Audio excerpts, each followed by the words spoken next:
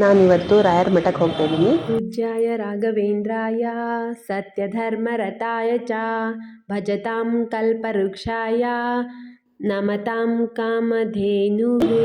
Hi friends, ನಾನಿವತ್ತು mini vlog ಜೊತೆ ನಾನು ನಿಮ್ಮ ಮುಂದೆ ಬರ್ತಾ ಇದ್ದೀನಿ.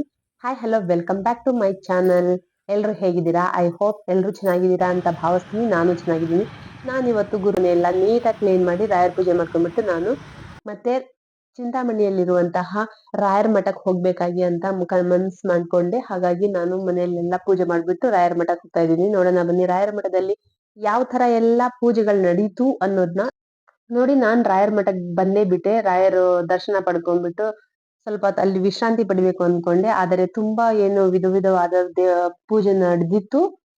ನಾನು ಒಳಗಡೆ ಹೋದ ತಕ್ಷಣ ದೇವರು ಫಸ್ಟ್ ಬಂದಿದ್ದು ಕೃಷ್ಣ ದೇವರದ್ದು ಪ್ರತಿಮೆ ಇತ್ತು. ಅಲ್ಲಿ ನೋಡ್ಕೊಂಡ್ಬಿಟ್ಟು ಒಳಗಡೆ ಹೋಗಿ ರಾಯರ ದರ್ಶನ ಪಡೆದು ನಾನ್ ದೇವರ ಹತ್ರ ನನಗ್ ಒಳ್ಳೇದ್ ಮಾಡಪ್ಪ ಅಂತ ನೆಲ್ಲಿಕಾಯಿ ಗಿಡ ಚಿಕ್ಕದಾಗಿದೆ, ದಕ್ಷಿಣೆ ಹಾಕೊಂಡ್ಬಿಟ್ಟು ನೆಕ್ಸ್ಟ್ ಸ್ವಲ್ಪ ಚಿಕ್ಕದಾಗಿ ಗಿಡ ಇದೆ, ಆ ಗಿಡನ್ನ ಪೂಜೆ ಮಾಡಿದೆ. ಪೂಜೆ ಮಾಡಿದಾದ್ಮೇಲೆ ವಿಡಿಯೋ ಮಾಡಕ್ ಆಗ್ಲಿಲ್ಲ, ಸಾರಿ. ಪೂಜೆ ಮಾಡಿದಾದ್ಮೇಲೆ ಮತ್ತೆ ನಾನು ಏನ್ ಮಾಡಿದೆ, ಅಲ್ಲಿಂದ ನೇರ ನಾನು ಮಂಜುನಾಥ ಟೆಂಪಲ್ಗೆ ಹೋದೆ. ಅದು ವಿಡಿಯೋ ನೆಕ್ಸ್ಟ್ ವಿಡಿಯೋದಲ್ಲಿ ಯಾರೆಲ್ಲ ಇವತ್ತಿನ ಮಿನಿ ಲಾಗ್ ನೋಡ್ತಿದ್ರು ಅವರೆಲ್ಲರೂ ಅಂತ ಹೇಳ್ತಾ, ಯಾರೆಲ್ಲ ಸಬ್ಸ್ಕ್ರೈಬ್ ಆಗಿಲ್ವೋ ಪ್ಲೀಸ್ ಸಬ್ಸ್ಕ್ರೈಬ್ ಮಾಡಿ, ಹಾಗೆ ಶೇರ್ ಮಾಡಿ, ಬೆಲ್ಲೈಕನ್ನ ತಪ್ಪದೆ ಕ್ಲಿಕ್ ಮಾಡಿ ಅಂತ ಹೇಳ್ತಾ ಇವತ್ತಿನ ಲಾಗ್ ನಿಮ್ಗೆ ಇಷ್ಟ ಆಗಿರುತ್ತೆ ಅಂತ ಅನ್ಕೊಂತೀನಿ. Thank you so much. ಮತ್ತೆ ಇನ್ನೊಂದು ಲಾಗ್ ಜೊತೆ ಮತ್ತೆ ಭೇಟಿ ಆಗೋಣ ಅಂತ ನಾನು ಇಲ್ಲಿಗೆ ಸ್ಟಾಪ್ ಮಾಡ್ತಿದ್ದೀನಿ. Thank you so much.